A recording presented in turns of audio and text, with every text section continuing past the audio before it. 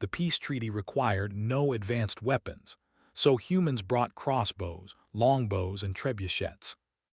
The council chambers were enormous, stretching high into the sky, with walls of transparent crystal that showed the swirling stars outside.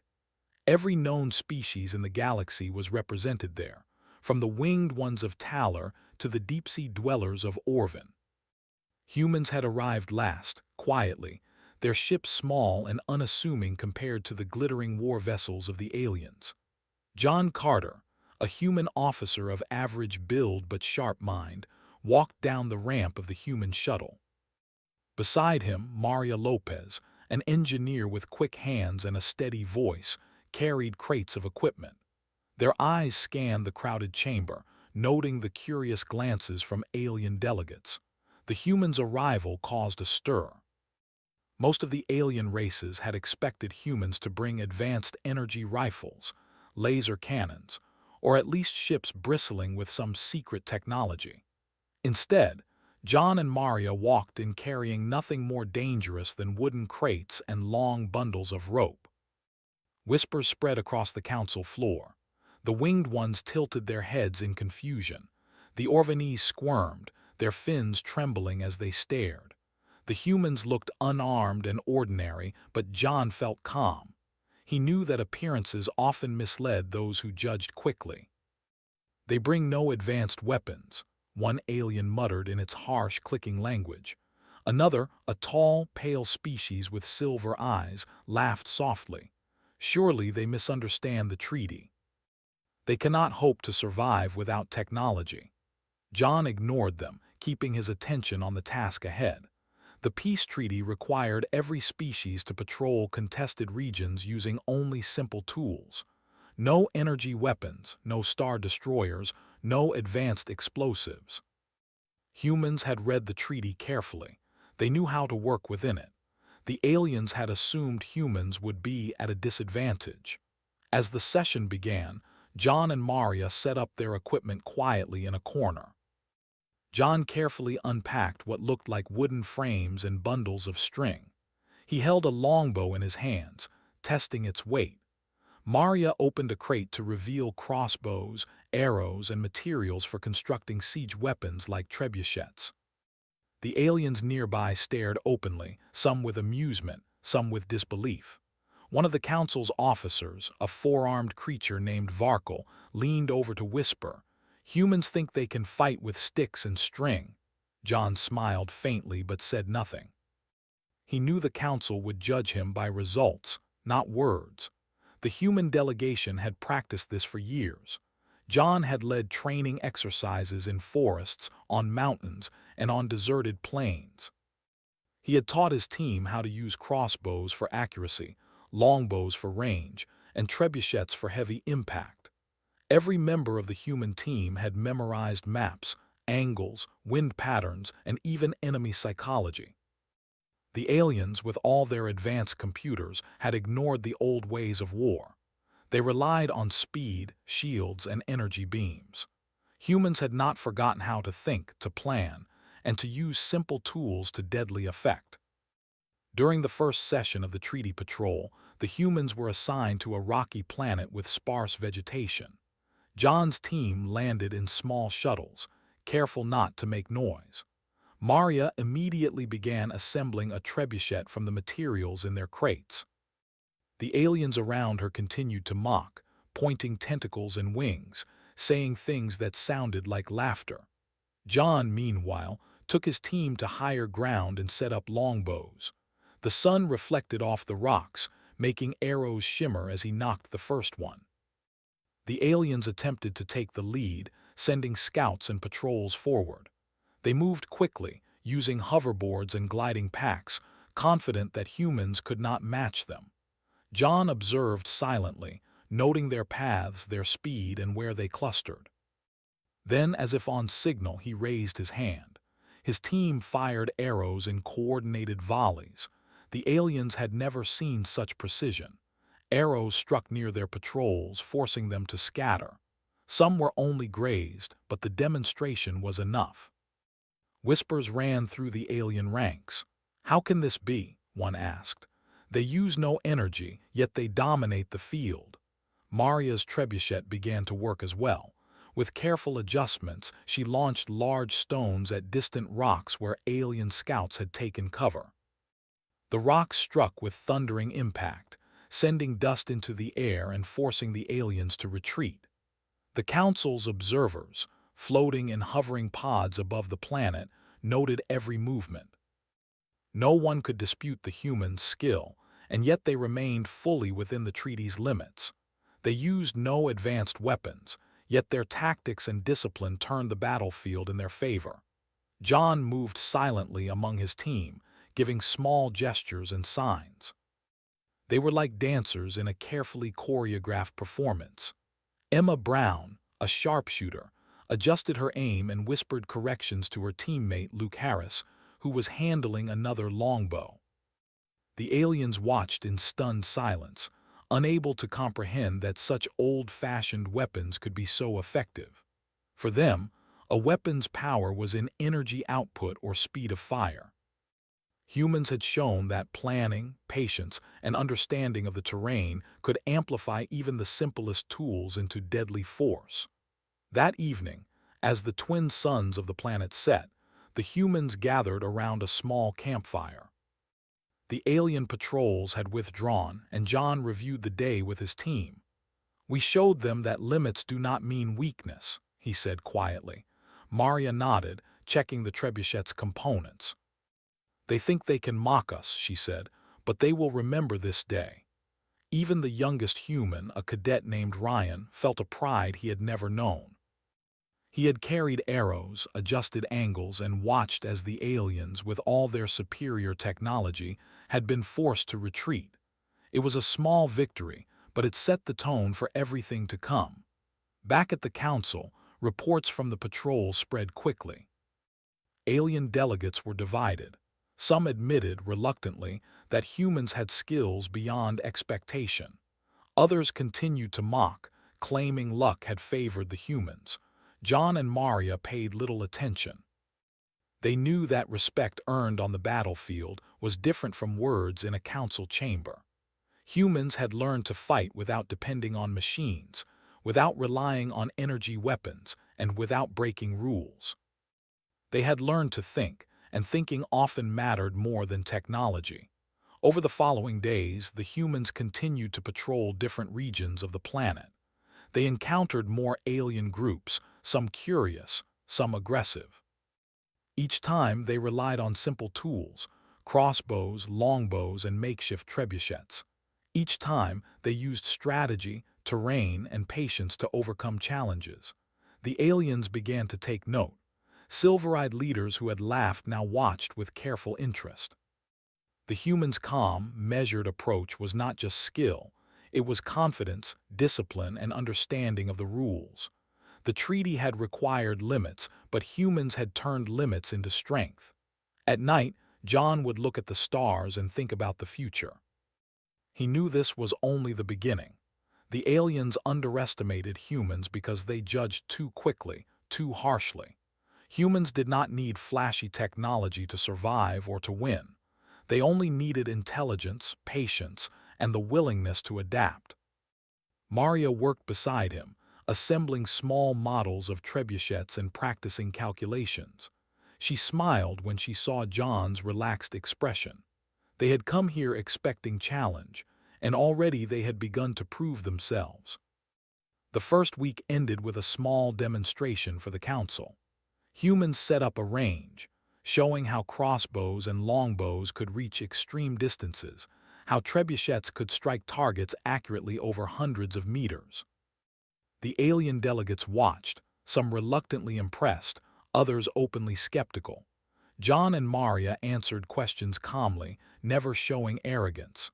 They explained that the tools were simple, yes, but that humans had practiced with them for years. Skill mattered more than size or energy output. The demonstration concluded with quiet murmurs of respect, even from those who had doubted them most. By the end of the first part of the mission, humans had made their mark. They had arrived unassuming, laughed at, and doubted. Yet through focus, skill, and discipline, They had shown that simple tools could be deadly when used intelligently. The aliens began to reconsider their assumptions about humans. John and Maria shared a quiet smile, knowing the next challenges would be harder, but confident that humans had shown what they were capable of, even without advanced weapons. The stars above were quiet witnesses to a new chapter, one where humans would be remembered not for the machines they built, but for the minds that guided them. The humans had been on the rocky planet for several weeks now, and every day brought new challenges. The alien forces they patrolled with were growing nervous. The raiders, small groups that ignored the treaty whenever they could, had begun to appear more frequently, testing both the aliens and humans. John Carter studied the enemy movements carefully. He noticed that the raiders had begun building small fortifications, using rocks and metal scraps, and were armed with what little was allowed under the treaty. They seemed confident that no one could break their defenses. The aliens, relying on their usual quick attacks, were having trouble adjusting to the human style of fighting. John knew it was time to show the next level of human strategy. Maria Lopez had been working tirelessly in the makeshift camp. She and her small team of humans were building trebuchets, using the local stones and materials they could find. It was tedious work, but they measured angles, tested counterweights, and adjusted the ropes until each trebuchet could throw a heavy stone over 100 meters accurately. The aliens watching could not understand why humans were using such primitive tools.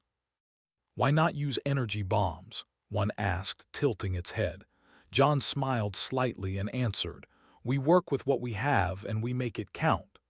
The aliens only shook their heads, certain that humans were wasting their time. The first engagement began just before sunrise. Clouds of dust hung low over the rocky plains, and the air smelled of metal and stone. A small group of raiders emerged from their camp, moving cautiously. The aliens charged forward, energy blasters replaced by basic melee weapons as required by the treaty. Humans took their positions behind rocks, setting longbows ready and positioning trebuchets at safe distances. John signaled, and Emma Brown, one of the sharpshooters, fired her first arrow. It struck a raider's shield and glanced off, but the precision was enough to make the raider duck and hesitate. One by one, the humans struck their targets, arrows thudding into rocks, hitting weak points in armor and forcing the raiders to split. Maria launched the first stone from the trebuchet. It soared through the sky, spinning and landed squarely on a cluster of makeshift barricades. Wood splintered, metal bent, and raiders scattered in panic. The aliens watching were stunned. They had never seen a siege weapon used effectively in years, much less in this limited state. John moved quickly, giving small hand signals, guiding his team. Each stone, each arrow, and each placement of human forces was calculated. The raiders tried to counterattack, but they were unprepared for coordinated strikes from multiple angles. As the fight continued, John noticed a pattern in the raiders' movements. They relied on repeated tactics, thinking humans would not adapt. John adjusted his team's formation, sending small groups of archers to higher cliffs, while the trebuchets fired from behind cover. The human attacks were relentless but precise. No arrow or stone was wasted. Raiders who thought they could rush forward were met with volleys that forced them back. The humans had turned the battlefield into a chessboard, each move predictable only to themselves.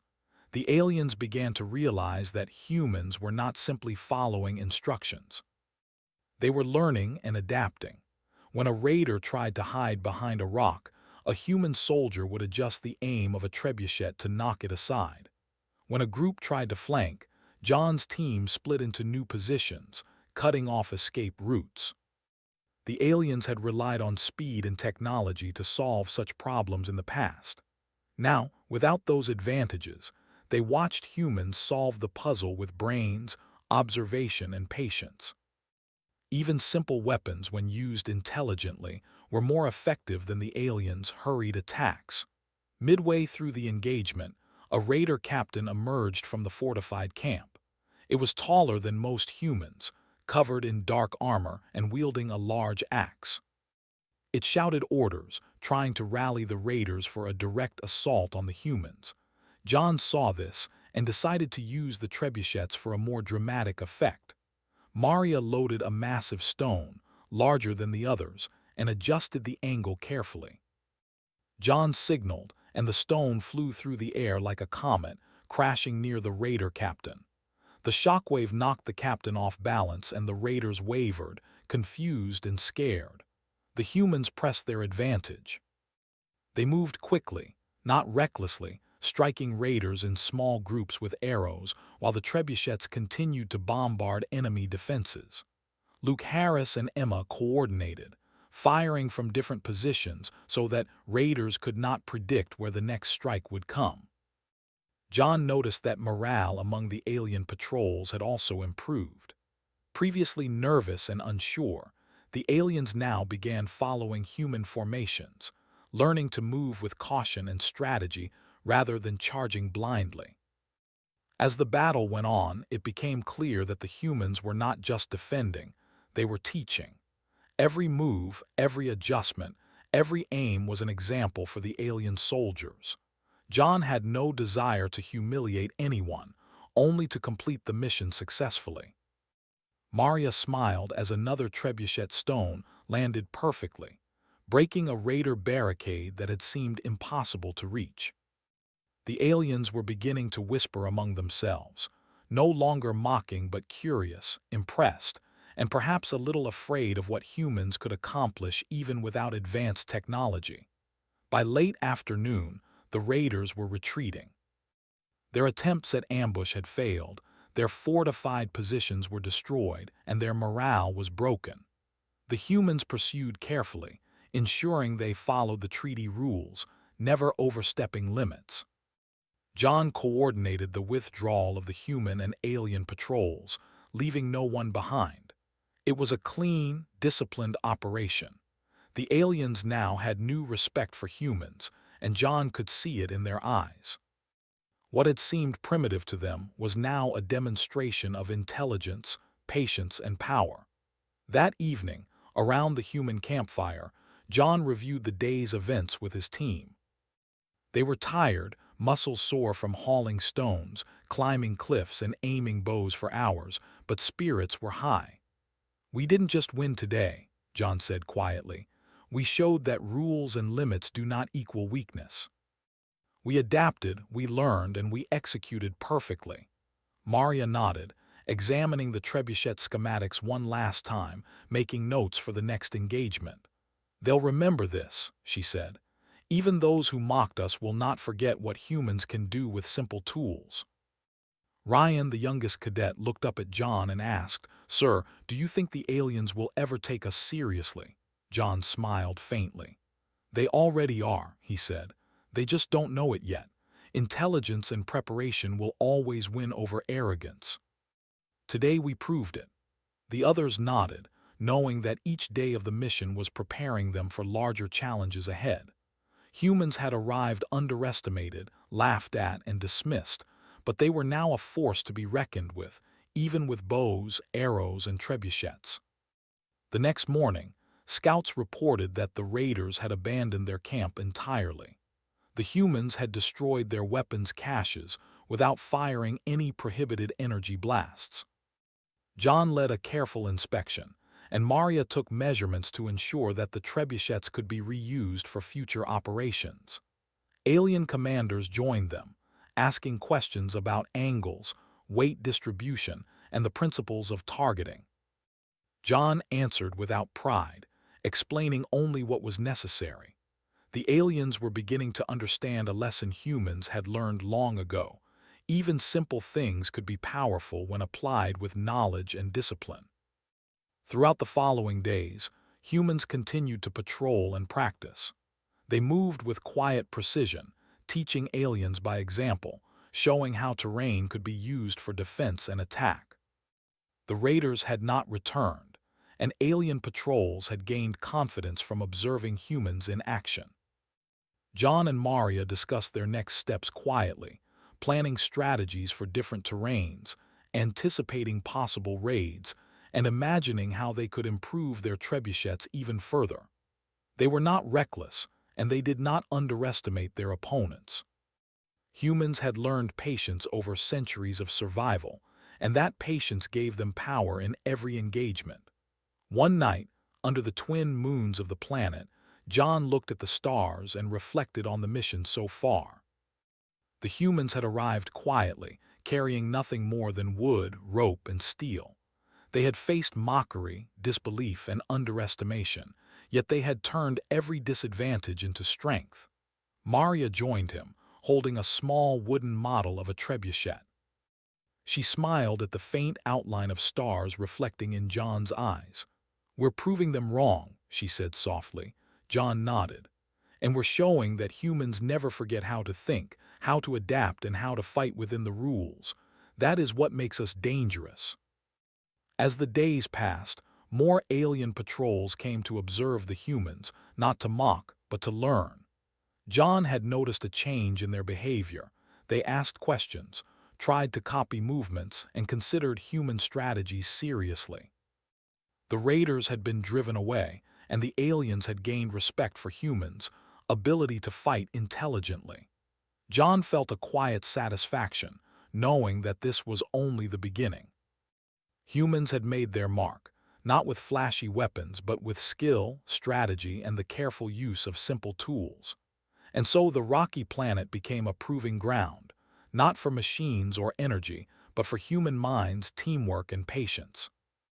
The arrows flew, the stones fell from trebuchets, and aliens began to understand that humans, even within the strict limits of the treaty, were a force that could not be ignored.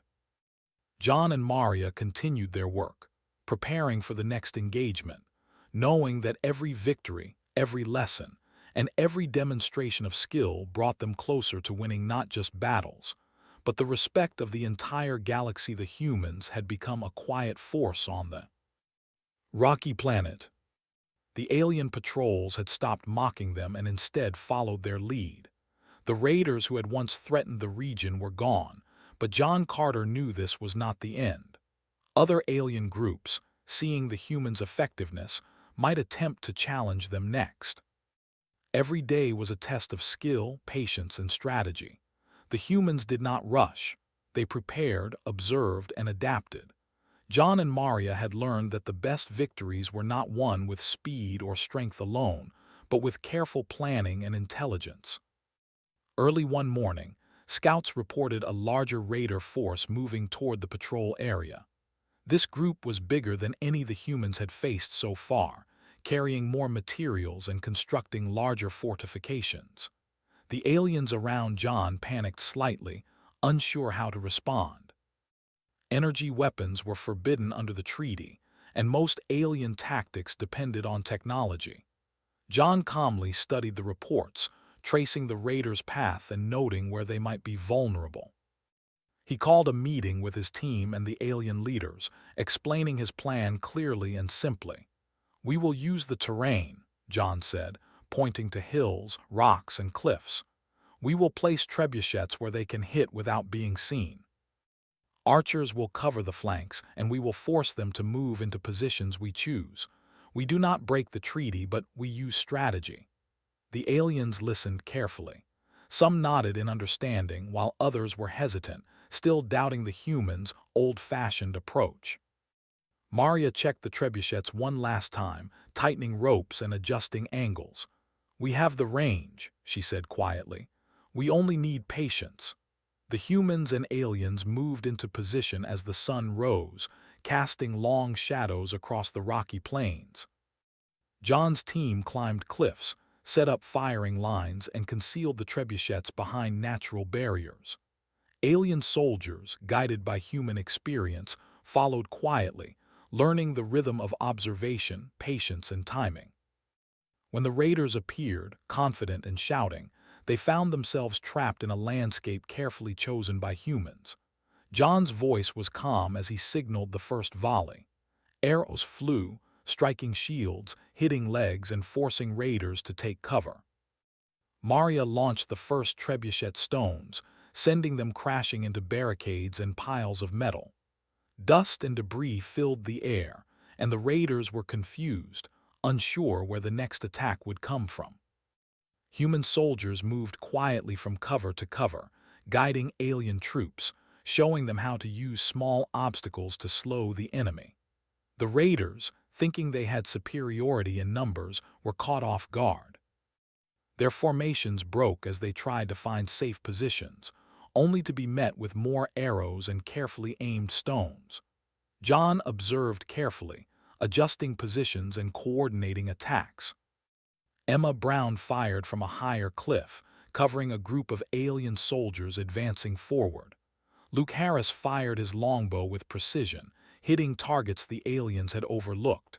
Each human movement was deliberate, each shot measured. The aliens began to see a pattern. They could not act as they normally would. Humans did not rush. Humans did not panic.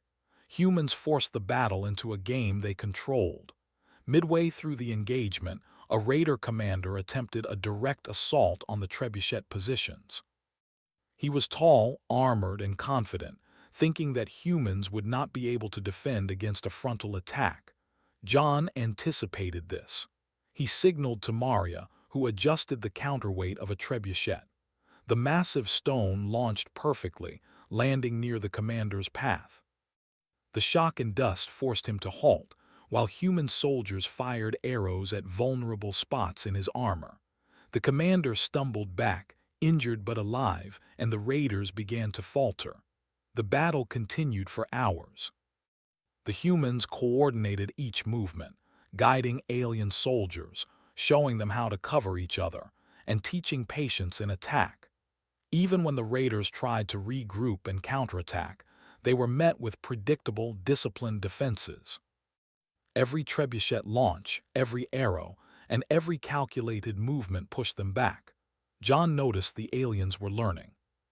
They whispered among themselves, mimicking human strategies, moving with more caution, and beginning to understand that skill mattered more than raw strength or numbers. As the sun began to set, the raiders' morale collapsed. Their fortifications were destroyed, their lines broken, and their forces exhausted. Humans continued their measured advance, never overextending, never breaking the treaty. They used observation, planning, and coordination to win the battle. Alien leaders approached John, asking questions about positioning, timing, and the calculations behind trebuchet launches. John answered quietly, showing no arrogance, only teaching what he knew. It was a lesson in discipline and intelligence that went beyond the battlefield. After the raiders finally retreated, John gathered his team and the alien leaders. He praised the human team for their focus and patience, and highlighted the progress of the aliens who had learned to adapt. Maria checked each trebuchet, noting minor adjustments that could improve future accuracy. "They underestimated us," she said, "but they are learning. We need to be ready for anyone who doubts humans again." John nodded. "We've done more than win a battle.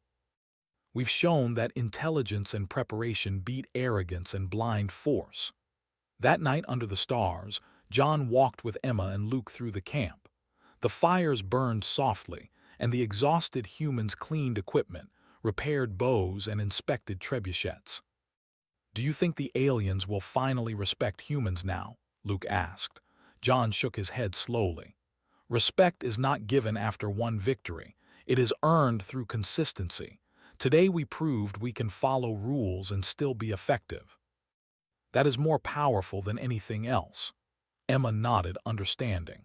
The humans had arrived underestimated, laughed at, and dismissed, but each day they demonstrated skill and discipline, building a reputation that would last. Over the next few days, humans continued to patrol. They observed alien forces, anticipating possible raids, and adjusted their positions as needed.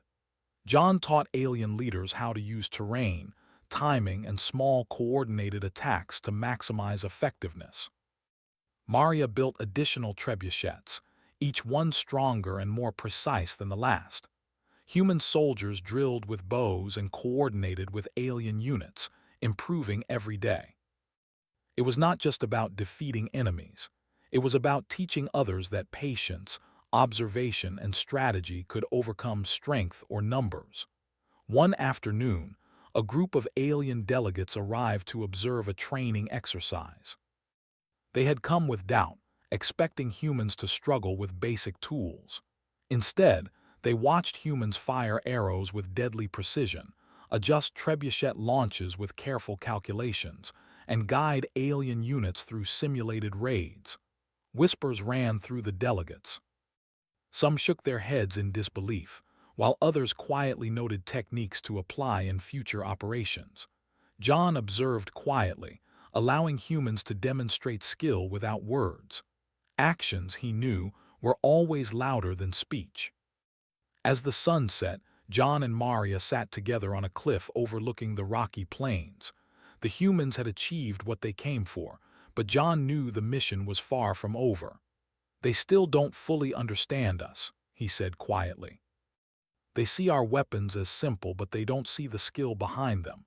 Patience, strategy, adaptation, that is what makes humans dangerous." Maria nodded. "And they are learning, even if slowly. Every day they see something new. They will not underestimate us again." John smiled faintly. The humans had turned a simple limitation, the treaty, into a demonstration of human intelligence, teaching the galaxy that rules did not mean weakness. Throughout the rocky planet, the humans had become a model of precision, discipline, and intelligence. Arrows flew accurately, stones from trebuchets struck perfectly, and alien soldiers learned to move with patience and coordination. John and Maria worked tirelessly to maintain equipment, train soldiers, and plan every engagement. Each day strengthened humans' reputation, showing that skill, thought, and strategy could overcome technology or arrogance. And so the humans continued, unassuming yet powerful, showing the galaxy that even under strict limitations, intelligence and preparation could turn the tide. The raiders were defeated, alien forces began to learn from humans, and John and Maria knew that their mission was not just about winning battles. It was about proving that humans could achieve more than anyone expected, even without advanced weapons. The stars above watched silently as humans, with bows, crossbows, and trebuchets, reshaped the understanding of strength and respect across the galaxy. The humans had been on the rocky planet for weeks, and their reputation had grown beyond expectation. Alien patrols no longer mocked them, and even the most skeptical commanders watched carefully whenever John Carter and Maria Lopez led a training or patrol. The raiders had been driven away, their fortifications destroyed, and morale broken. Yet John knew this was only part of the larger mission. The galaxy still underestimated humans, and he wanted to ensure that they left no doubt about human skill, discipline, and intelligence. Early one morning, scouts reported a fleet of alien ships moving toward the planet. They were not large warships, but a force strong enough to test both humans and allied alien patrols. John called his team together, along with the alien commanders who had been learning from the humans. "We are not reckless," he said. "We will not break the treaty.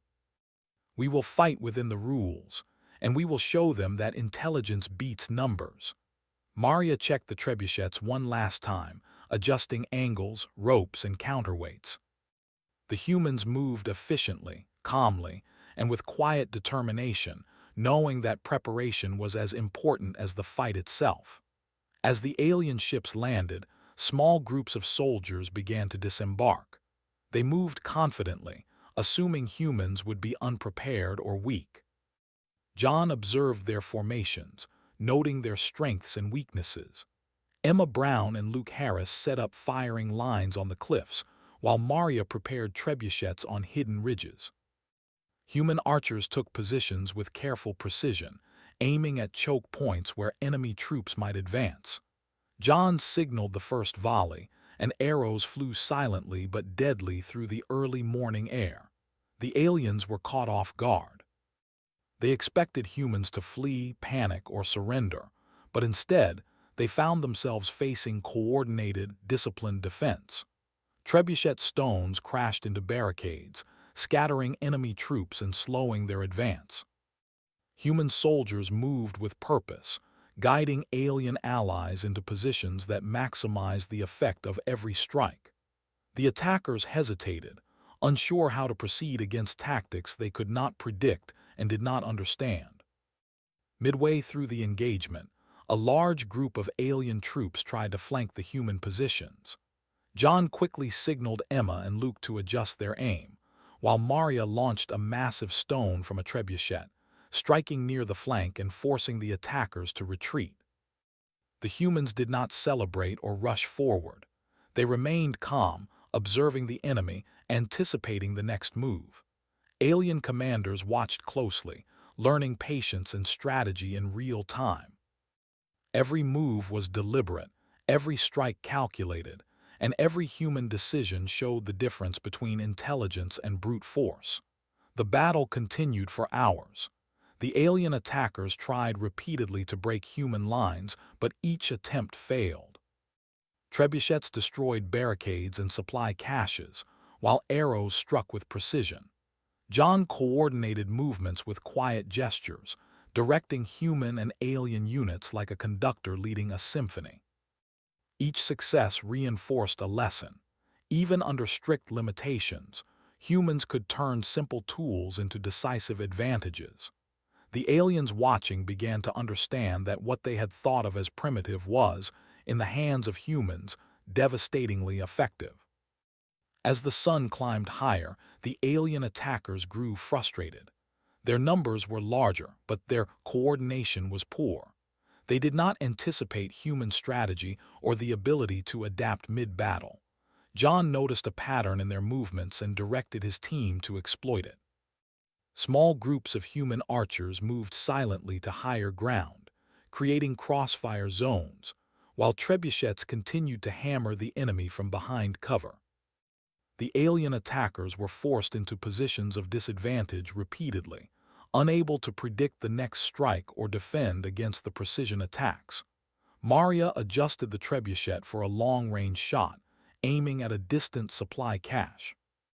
The massive stone flew across the plains, striking perfectly and exploding into debris. Alien attackers who had thought themselves safe were forced to retreat. John noticed alien commanders whispering among themselves, taking notes, and even mimicking human tactics. For the first time, humans were not only defeating enemies, they were teaching them.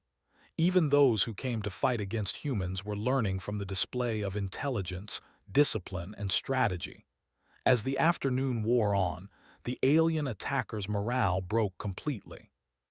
They had suffered losses, failed repeatedly, and could not predict or counter human strategy. John's team maintained discipline, never overextending, never breaking treaty rules. Emma and Luke continued to fire with precision, while Maria's trebuchets demolished key positions. Human and allied alien soldiers moved as a unit, coordinated and confident. The attackers finally began to retreat in disarray, their formation shattered and their confidence broken. John signaled a halt to the pursuit. There was no need to chase them further. The attackers were defeated, humiliated by humans and their allies. The alien commanders approached John and Maria, quietly expressing admiration and surprise. "You did not just win," one said. "You showed us how to fight without relying on machines or energy. Your strategy, patience, and skill, it is remarkable." John nodded quietly. He did not seek praise. "We fight within the rules," he said. "We adapt, we observe, and we execute carefully. That is how humans succeed." That evening, around the campfire, the human team reflected on the battle. Muscles were sore, but spirits were high. Ryan, the young cadet, looked at John and asked, "Sir, do you think anyone will ever underestimate humans again?" John smiled faintly. "Some will try," he said, "but they will learn quickly. Humans do not need advanced weapons to succeed. We use intelligence, patience, and discipline. That is enough to turn any challenge in our favor." Maria nodded, checking her notes and preparing for the next deployment. The humans had arrived underestimated, mocked, and dismissed, but each day of careful preparation and precise action had built a reputation that even aliens could not ignore. Over the following days, humans continued to patrol and teach. Alien soldiers followed their example, learning strategy, timing, and the use of terrain. John and Maria refined their trebuchets, increasing accuracy and efficiency. Archers practiced longer ranges, coordinating with alien units. Each exercise, each patrol reinforced lessons in patience, discipline, and intelligence. The humans' presence was no longer questioned.